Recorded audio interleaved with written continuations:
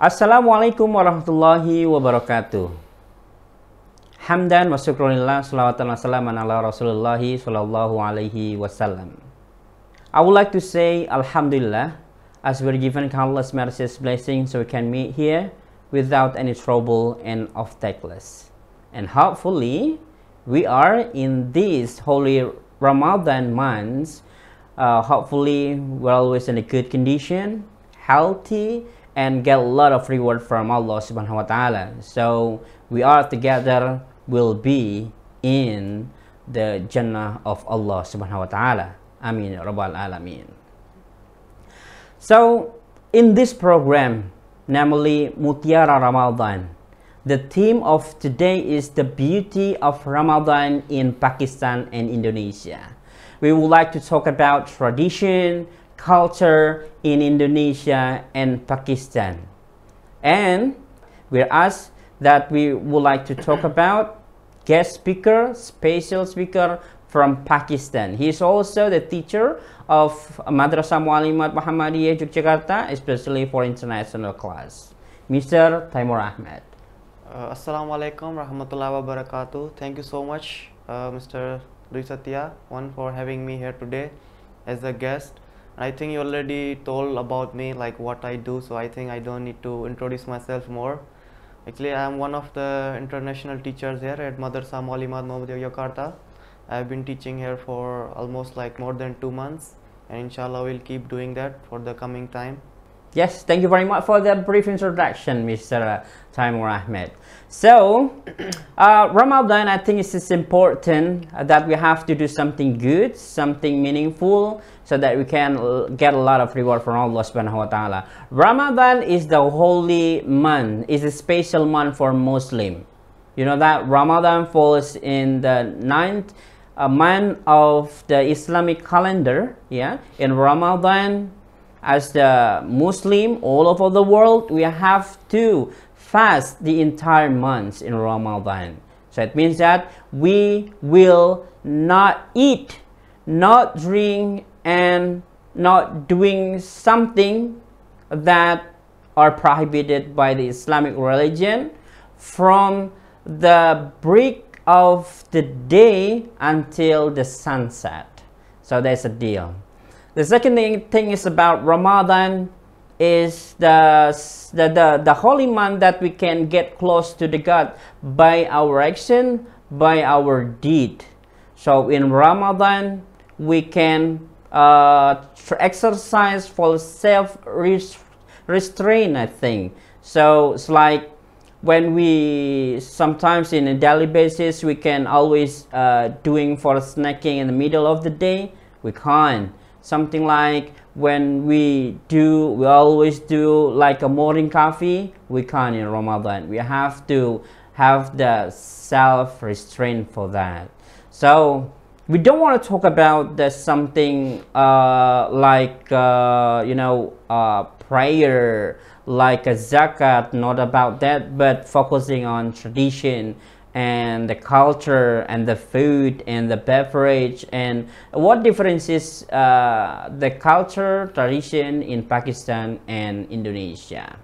So before that, I would like to ask about Ramadan.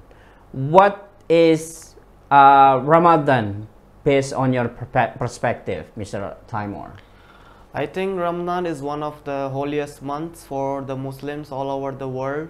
And like we all are like almost every Muslim is like waiting for the Ramzan, like they're from wholeheartedly, and it's like not just for some people, like Ramzan is just like refraining themselves from morning till the dawn, but it's not just about eating. There are so many things which we have to take care about, like for example, some Ramzan is not only just for eating for the stomach, but Ramzan is for the eyes also, Ramzan is for the mouth also, Ramzan is for the nose also. It's like with eyes we have to see good things, so we have to refrain ourselves from seeing bad things or bad images or whatever. Some people think that watching movies or listening to songs is okay in the Ramzan, but it's not. We should like, it's not. Some people have an idea that Ramzan is only consisting of refraining ourselves from just not eating food. It's not about, Ramzan is not all about it. Ramzan is about so many things. It's about your eyes. You have to restrict yourself from watching bad content. With the nose, you have to smell like good things, not smell bad things. And with the mouth, you don't have to talk bad about someone. You have to talk good things. You have to help people. With the hands, you have to do good deeds, refrain yourself from doing bad deeds. And with the feet, you have to walk towards the good purpose, like refrain yourself from going to bad places or refrain yourself from going to bad things. And with the minds, like Ramzan is also about mind also. You have to clear your mind. You have to think about good things, like not thinking about hurting someone, or maybe taking revenge from someone, or maybe doing this or something like bad, some kind of stuff. It's not just about food also, but it's all about, it's like a whole complete package, restraining ourselves from the bad things. And it's like Ramzan, mostly people think that, oh, we'll get to, like some people are just waiting for Ramzan, oh, we can try this food, or we can try to new food. But it's not all about food. It's about, the main thing is to get closer to the God as much as possible, and try to get more benefits and more rewards during this month. So we should all try to take as much as advantage as possible with this month, and be close to the God, and be close to the Allah as much as possible, so we can get higher ranks in the Jannah. Yeah, hopefully that we can going to Jannah together. I mean, so talking about the differences, because you have already been living Yogyakarta, especially in Yogyakarta, Indonesia, for 3 years, if I'm not mistaken, right? Yes, correct. So just tell to us about what are differences between Indonesia and Pakistan in terms of Ramadan program or Ramadan activity. I think if we are talking in terms of Ramadan, the main difference is, of course, is the food. And the food, I think the main thing which I see different is the food mostly. And there are some other activities which I think, like for example, in Ramadan in Pakistan, we have, like, in terms of worshipping, in some masjids like in Pakistan we offer like 20 rakats of the Taraweeh, but I think in Indonesia, like, some people offer like 8 Taraweeh, and then after that some of them offer like witr also.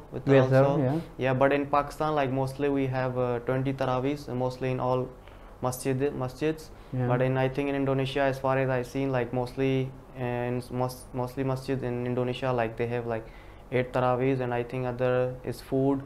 And then after that, I think in Pakistan, like, there are not so many females like going outside the home during the holy month of Ramadan, because like in Pakistan, like we have like little bit restrictions on the women, like they cannot go outside at that time, or they just have to stay at home like during their household works, or just prepare for the sahur or prepare for the iftar. While as in Indonesia, like, we can see so many families going outside, even like single female also going out with their friends to like maybe do bukbar, or maybe opening the fast together. And I can, like, in Indonesia, I have seen so many female also selling some kind of snacks, and especially for Ramadan, while in Pakistan we don't have that.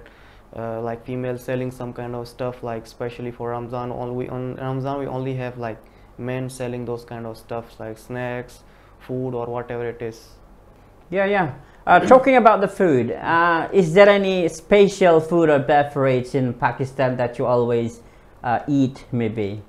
In Ramadan, the special food which we have is like samosa, and I think you are aware of samosa. Yeah, I know that. I know. And then we have also jalebi. I know We that. have jalebi, it's like a sweet kind of dessert. And then after that we have fruit chaat. Fruit chaat is like a mix of several fruits together with some kind of syrup. I think in Indonesia you call it like esbo or something, like it's like or rujak maybe. It's like a mixture of so many fruits. It's sweet. Together. It's sweet in taste, like we add some syrup also, and then we add some herbs and spices also to make it like give it a tangy and sweet taste. And then also we have fruit chaat. We have fruit chaat, and then we have dahi bada. It's just like something with yogurt and some kind of like dough balls inside it. And then we have mostly those foods are the most common ones during the month of Ramadan, which everyone likes to have while opening their breakfast.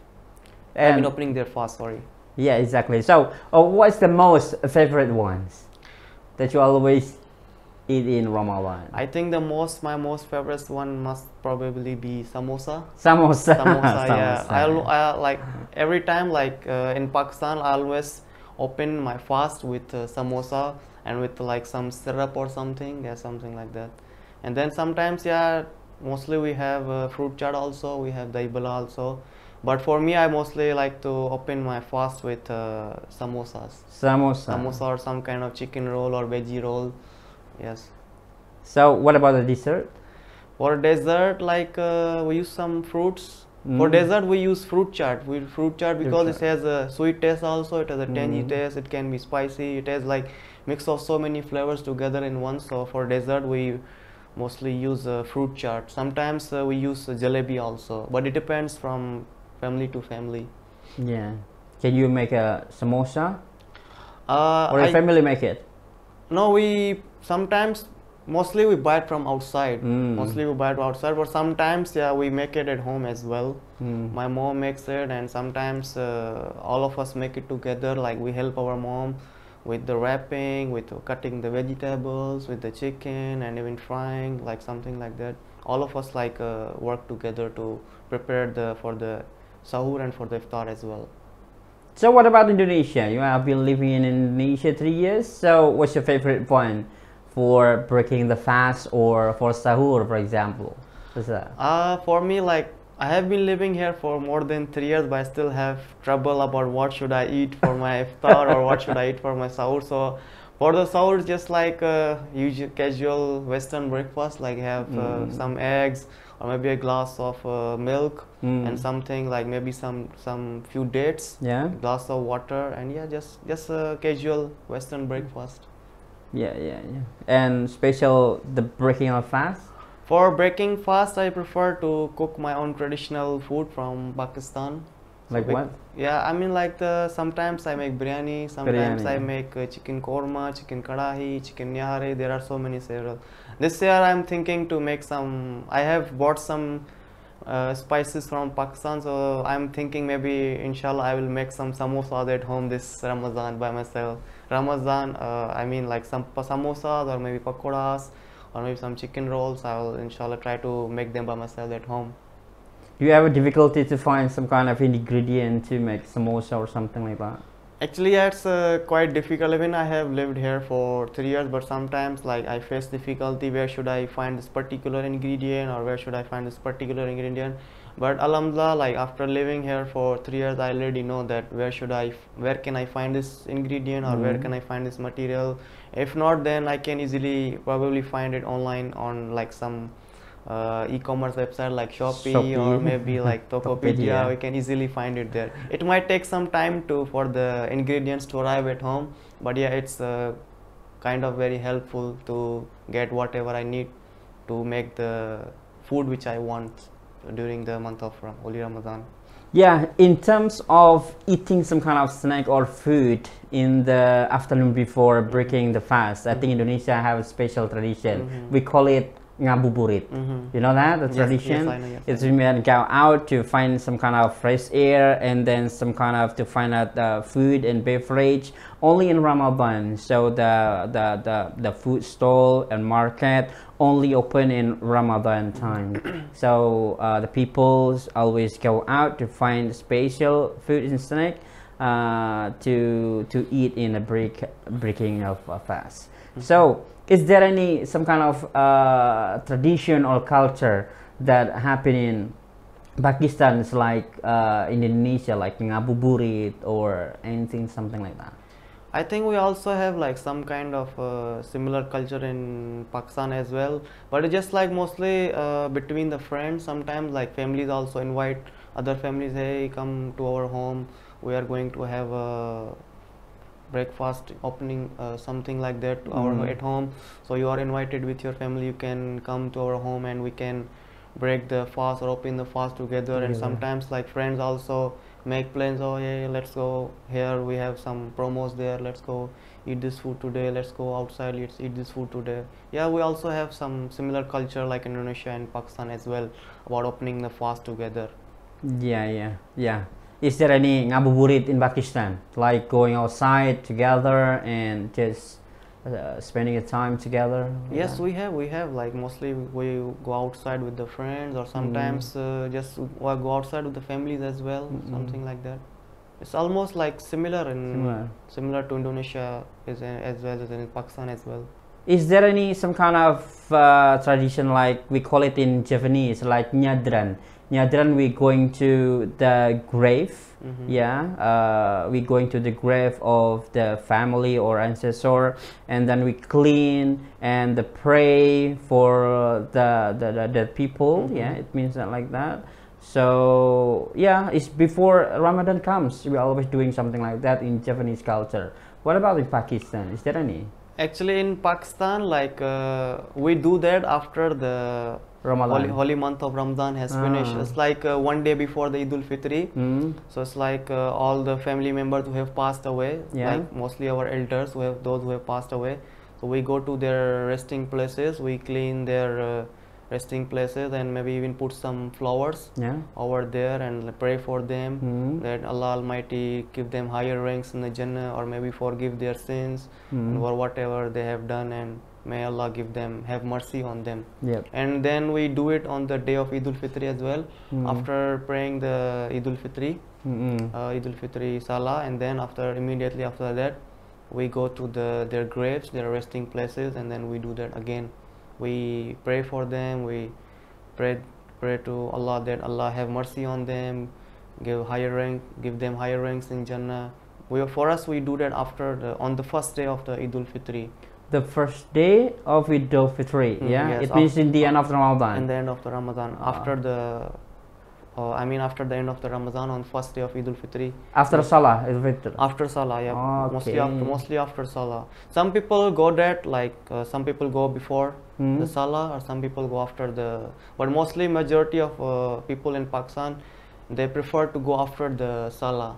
To go after the Salah. After pray, and then immediately they go to the resting places of their elders who have passed away from this world. Yeah. But in Indonesia, especially in Japanese, because I live in Japanese, is the day before Ramadan and the day before Eid al-Fitr. So it means that the last day of Ramadan they have to do it. It's been going to the sleeping place.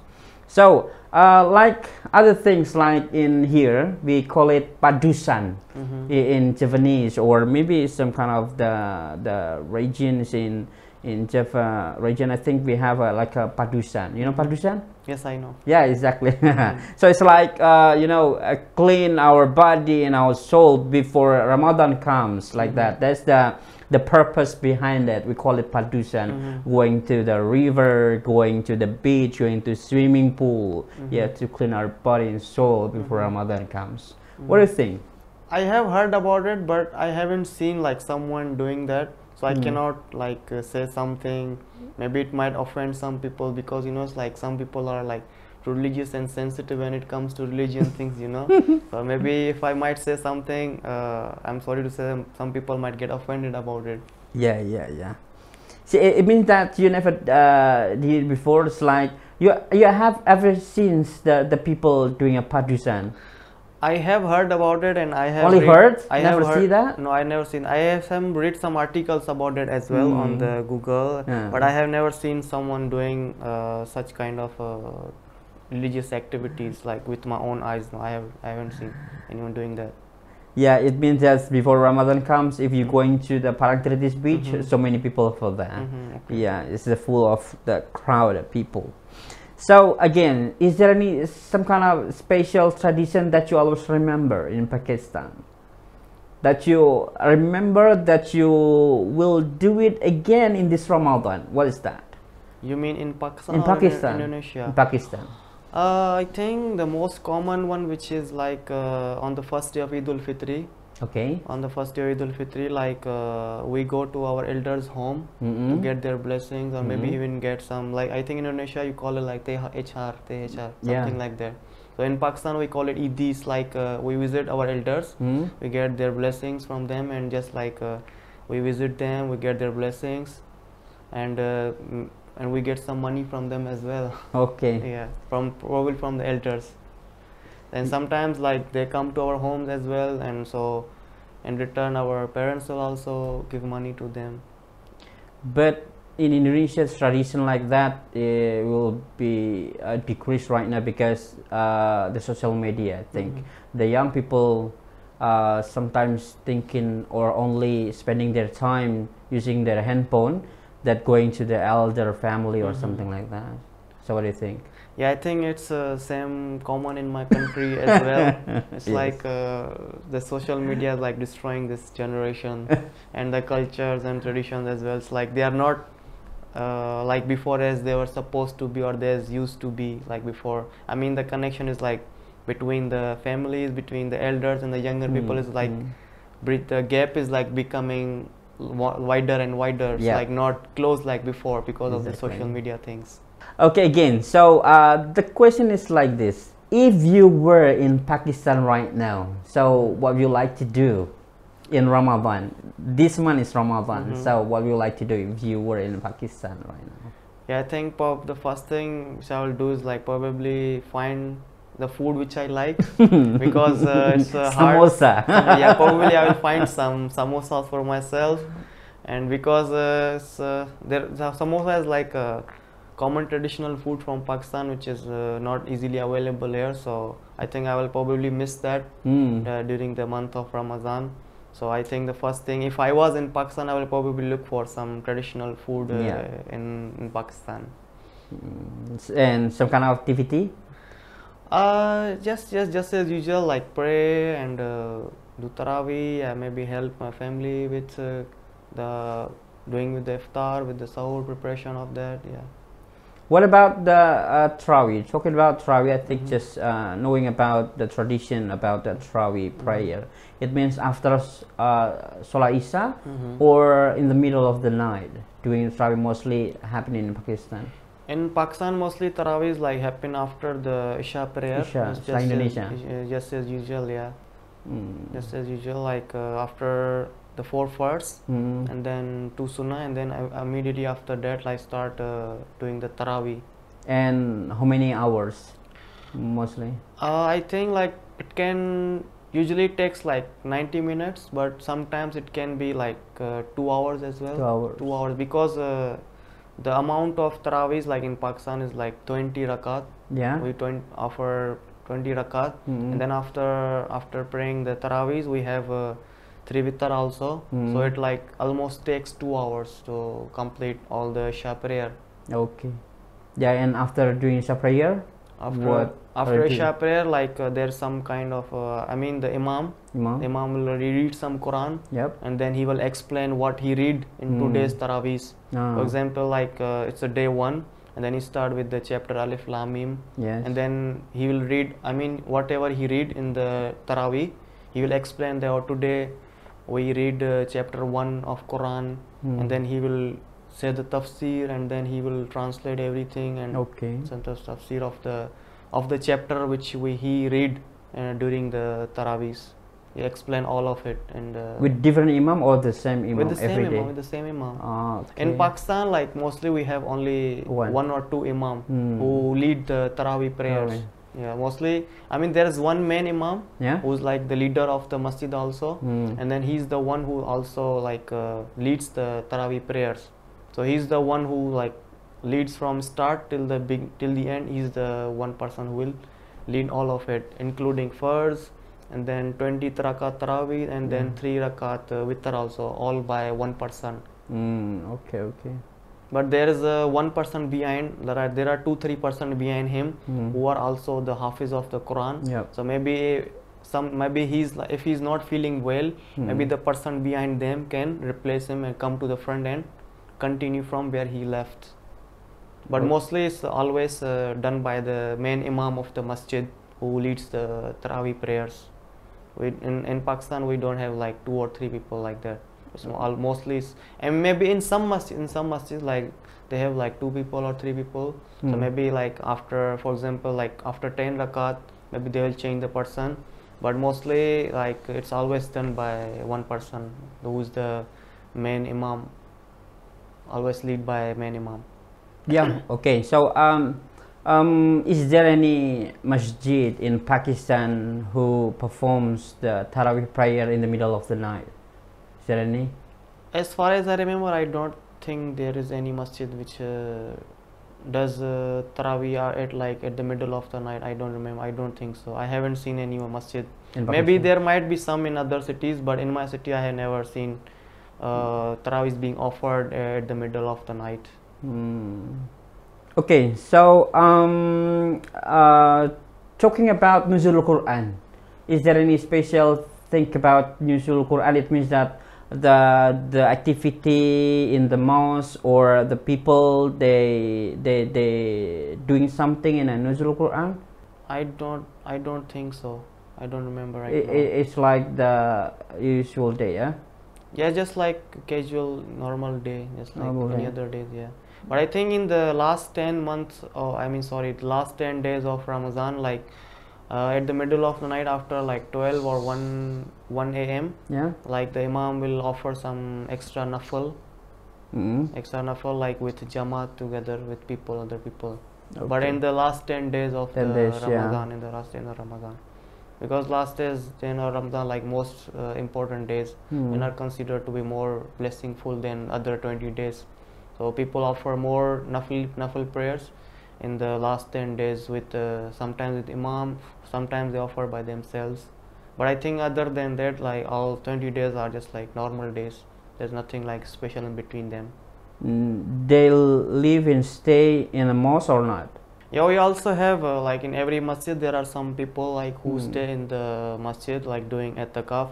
But in Pakistan mostly the people who are doing etikaf are like the young people, like maybe age like 18, 19 years old, 20 years, mostly like young people. There are some old age people also like above 40 or 50, but mostly the majority of people who are doing etikaf in the masjid are like the young age people like 18 years old, 19 years old and so on.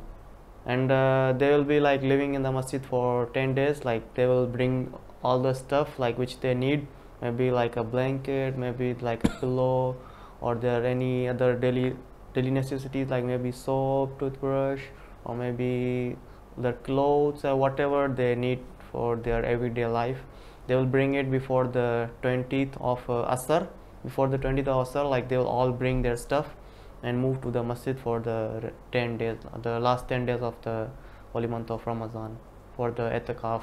And then for the food, like masjid also provide them food for the sahur, but if their families' homes are near, so one member of their family will come before the Fajr prayer and bring some food for them, and maybe sometimes like they bring in big amount, so it can be shared with all of the other people who are like doing etikaf. So it's like sharing, like bring so much amount of the food, so it can be shared with the other people who are also doing etikaf in that masjid.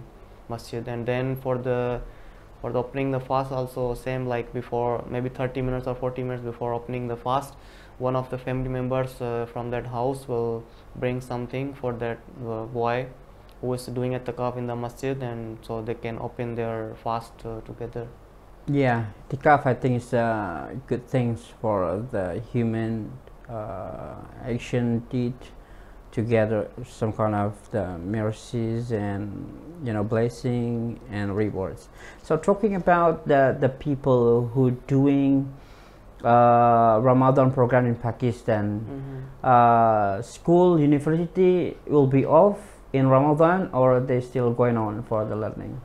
In Pakistan, like especially during the month of Ramadan, like the days are shortened. Like for example, usually like the usual day starts from like 7 till 2 p.m. or 3 p.m. But in the holy month of Ramadan, the classes will the day will start from like 7 or 8 and then finish till 12 p.m. Till 12 or maximum 1. It's like 2 or 3 hours less than the usual other months. Okay. And for universities and for the schools, it's like same almost. But for the other working, like maybe hospitals or maybe some other government institutes or sectors, like still working as normal. But for especially for the educational institutes, like the time for the activities will be reduced like by 2 or 3 hours for the school and for the universities as well, especially only for the month of Ramadan. Yeah, yeah, I think it's gonna be the same, yeah, similar with the Indonesia. So, this Ramadan, I think you still live in Yogyakarta, Indonesia, right? Yes. So, tell me one thing that you would like to do in this Ramadan. Inshallah, I think my aim or my goal which I want to achieve in this Ramadan is maybe I think I want to finish at least Quran 2 times. Yeah. Because last year I wasn't able to finish. Actually, I have been reading Quran like from long time, but from since 2018, in the every month of Ramadan I finish like one Quran, and every month since 2018. But unfortunately, last year I was unable to finish my whole Quran. I think I was stopped at 15 or 16 because of some. I was also studying at that time, and I was busy with my thesis at that time. So because of that and some other things happening to me, so unfortunately I couldn't finish my Quran. But inshallah, I aim and I goal that maybe in this Ramadan I can finish Quran 2 times. That's my goal which I want to achieve, especially in this month. Hopefully I can achieve it successfully. Is there anything else? I think, yeah, and try to be more close to Allah. Yeah. And stop doing the bad things which we usually do, like maybe watch some videos or listen to song, maybe like refrain myself from those kind of activities like music, songs, or watching movies, hanging out with friends and some kind of other. Maybe I'll try to reduce those in the month of Ramadan and try to be more close to Allah to receive His blessings and get as much advantage as possible within this month. Yeah, sounds very good. Yeah, your Ramadan in this year will be in Indonesia, right? So, do you miss your family in Pakistan? Yeah, of course I miss my family because like I'm living here alone. So I think the real vibe, the real feeling of Ramzan is with the family. It's like when you're alone, like you have to take care of everything by yourself. You have to wake up very earlier, like usually like. When you're at home, like you get prepared everything, you just wake up, wash your face and just sit on the table, and everything is always like almost prepared by your mom, or maybe by your brother, or maybe by my father. But in here, like it's like difficult because I have to wake up way more earlier than usual, like because to prepare the items and the food for iftar, for sahur. And it's like I think I will probably miss my family because I have to do everything by myself. Which one? Your mother, father, or brother? I think probably my mother because I'm more closer to my mother than to my father. So if your mother is coming here, what should you do? What are you going to do? You mean in this show or what? Yeah, in Indonesia, I think. Maybe I think I will explore the Jogja with her, and maybe I will ask her to maybe try some foods from Jogja. Like maybe I'll take her out, and maybe we'll bookwork together somewhere with my mom and ask her to try the foods of Jogja, especially which are only available in the month of Ramadan, and maybe even cook our traditional food together with my mom. Yeah, exactly. Samosa. Yeah. Okay, sounds pretty good. Okay, I think the last question as a conclusion. Yeah. So the question is this: what do we have to achieve in the blessing of Ramadan? It means that please share to us and suggest us how to achieve in the blessing of Ramadan this year, please. I think the first thing which we have to do is like forgive the people who have like maybe done some bad things with us, and maybe they have hurt us. I mean, it might be like unintentionally, but it's better for ourselves, because if we forget other people, Allah will forgive us. So I think it's the first thing which we should do before entering the holy month of Ramadan is forgive other people, so that Allah can forgive us. Usually, like what people do in Ramadan is like when they have free time, instead of doing some ibadah or maybe worship, they waste their time to listening to songs, listening to music, or watching movies. They think like that's the real purpose of the holy month of Ramadan. But that's not what it is. Like, people waste their time because like they will think, oh, we still have 3 hours, okay, let's watch a movie. Instead of watching movie, maybe we can listen to the like translation of Quran, or maybe translation of some ayah, maybe learn something new every day from the Quran, or maybe read some hadith and maybe apply them in our life, and try to do more good deeds by maybe helping the poor people who are like unable to afford the food, or maybe help them poor people like maybe those who are unaffordable or cannot fast properly because of their financial problems. Maybe we can help them with that, and maybe we can just try to do more good deeds as much as possible, and refrain ourselves from doing those activities which we usually do in our daily life, and maximize our relationship with Allah, and try to be more closer and closer to Allah. Yes, thank you very much. Thank you very much again, Mr. Taimoor Ahmed, for this discussion, sharing session, and Mutiara Ramadan in this program. Thank you very much. So the thing, Man ja'a bihasanatin falahu asru amsalihha. It means whoever you are doing a good deed, I think you will get the 10 multiplied reward from Allah subhanahu wa ta'ala. It will be something like good for you, for something like we have the higher place in the Jannah. Amin, Allahumma amin. So in Ramadan, I think not about 10 multiplied, but more than 10, maybe 1,000, maybe we never know. But exactly in Ramadan is special month that we can get a lot of reward from Allah subhanahu wa ta'ala. Thank you very, very much, and please forgive me, forgive us for any mistake that we already done for this kind of sending session, Mutiara Ramadan. Thank you very much again, Mr. Taimoor Ahmed from Pakistan. Thank you so much. Thank you very much for everyone here, and hopefully we can meet again in another occasion. Thank you very much. Wassalamualaikum warahmatullahi wabarakatuh.